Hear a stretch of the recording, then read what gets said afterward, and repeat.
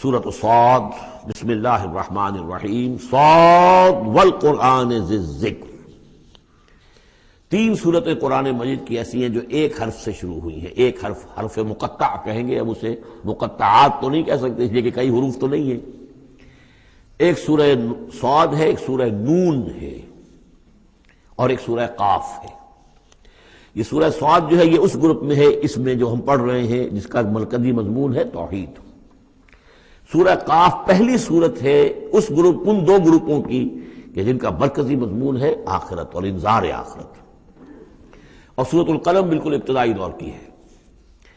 صاد والقرآن ذی الذکر، یہ بھی نوٹ کر لیجئے کہ صاد پر یہاں آیت نہیں ہے، ایک حرف جہاں آیا ہے وہ آیت نہیں ہے، البتہ دو پر حامیم، یاسین یہ آیت ہے، طٰہٰ یہ آیت ہے، لیکن کہیں کہیں تین پر بھی آیت نہیں، الف لام را آیت نہیں ہے، الف لام میم آیت ہے۔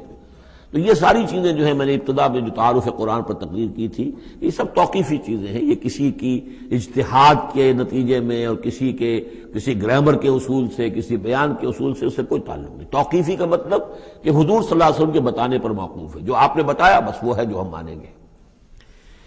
والقرآن ذی الذکر، اور قسم ہے اس قرآن کی جو ذکر والا ہے۔ اب ہم وہ صورتیں بھی پڑھ چکے ہیں جن میں قرآن کو الذکر کہا گیا ہے، یہاں ذی الذکر کہا گیا، ذکر والا قرآن جس میں ذکر ہے اللہ کا۔ فیہ ذکرکم یہ بھی ہم پڑھ چکے ہیں، لیکن الذکر انا نحن نزلنا الذکر وانا لہ لحافظون، ہم نے ہی یہ الذکر نازل کیا ہے، جو دی ریمائنڈنگ، اور اس کے اندر ریمائنڈنگ ہے، یہ ریمائنڈنگ کا حامل ہے، بات ایک ہی ہے، لیکن یہ کہ اس کے بعد قسم کے بعد مقسم علیہ یہاں نہیں ہے۔ قسم کس چیز پر کھائی؟ قسم ہے اس قرآن کی جو ذکر والا ہے، مقسم علیہ کہاں ہے؟